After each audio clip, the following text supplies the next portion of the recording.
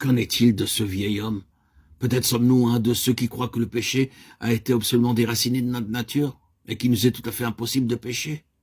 Eh bien, si vous croyez cela, que le Seigneur vous aide. Je crois qu'un jour, vous serez surpris de découvrir qu'il y a encore un vieil homme en vous. Mais laissons cela. La plupart d'entre nous, nous savons qu'il y a en nous deux natures. Il y a l'homme nouveau et il y a le vieil homme. Il y a l'homme spirituel et il y a l'homme naturel. Et cet homme naturel est quelqu'un de très ennuyeux. Qu'en est-il de lui à l'égard de cette œuvre parfaite? Cette lettre nous dit lorsqu'elle déclare « Dieu vous traite comme des fils ». Hébreux 12, 7. Et Dieu aime les fils. Sommes-nous un enfant de Dieu? Y a-t-il eu dans notre histoire cette action profonde de la nouvelle naissance? Avons-nous reçu le Seigneur Jésus? La parole de Dieu nous dit à tous ceux qui l'ont reçu, il a donné le pouvoir de devenir enfants de Dieu.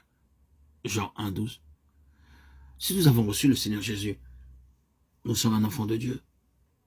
L'Esprit du Fils est entré en nous et demeure en nous. Cette lettre aux Hébreux dit que Dieu aime ses fils et c'est pourquoi il les châtie. Il les châtie parce qu'ils sont ses enfants et tout châtiment, dit la lettre, semble un sujet de tristesse. Hébreux 12, 11.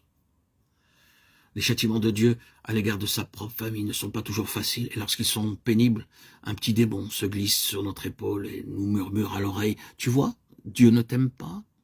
Il n'agirait pas comme cela à ton égard s'il t'aimait. » Le diable cherche toujours à présenter les actes d'amour de Dieu en œuvres mauvaises. Oui, Dieu agit à notre égard comme avec des fils. C'est la discipline, elle agit contre la chair. La lettre dit, ce n'est pas agréable pour le moment. Elle pourrait dire en vérité, c'est très dur. Quel est le père, dit cette lettre, qui ne châtie pas son fils? Ce que nous disons n'est pas facile à dire parce que nous pouvons nous exposer à la verge. Nous avons assez d'expérience pour savoir que nous devons parler avec beaucoup de prudence parce que nous sommes souvent éprouvés au sujet de ce que nous avons dit. Mais nous avons ici cette vérité que seul un père sans amour ne châtie jamais son enfant. Avez-vous rencontré des enfants qui n'avaient jamais été châtiés ou punis? Ces enfants traverseront un temps difficile dans ce monde. Ils ne seront pas aimés. Et ils le découvriront. Leurs parents les ont gâtés. Cette lettre dit que Dieu exprime son amour pour ses enfants en se servant de la verge.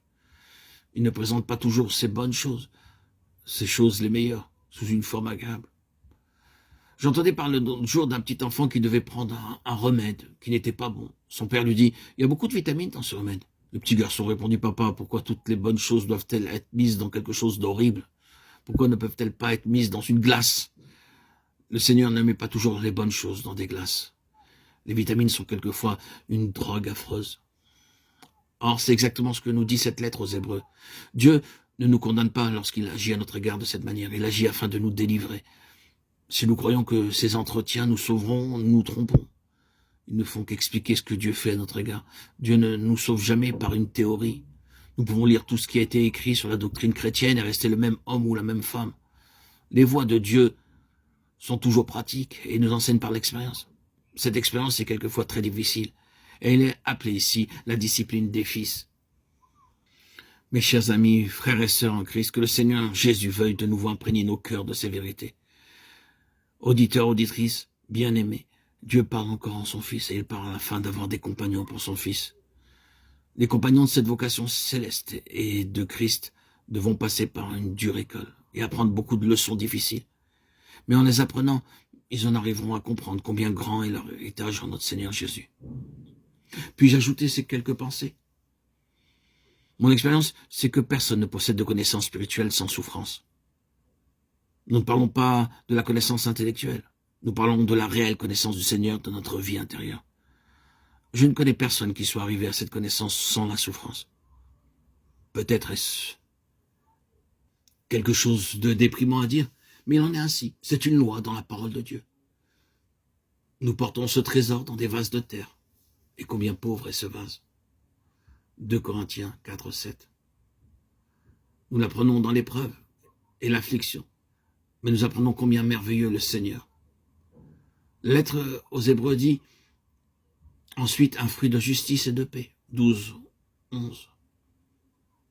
Il parle ici après le châtiment. Quelle phrase merveilleuse. Un fruit de justice et de paix. Ces fruits sont produits par le châtiment et par le chemin de la souffrance. Frères et sœurs en Christ, bien-aimés, chers amis, demandons donc la grâce qu'avait l'apôtre de nous réjouir dans la souffrance.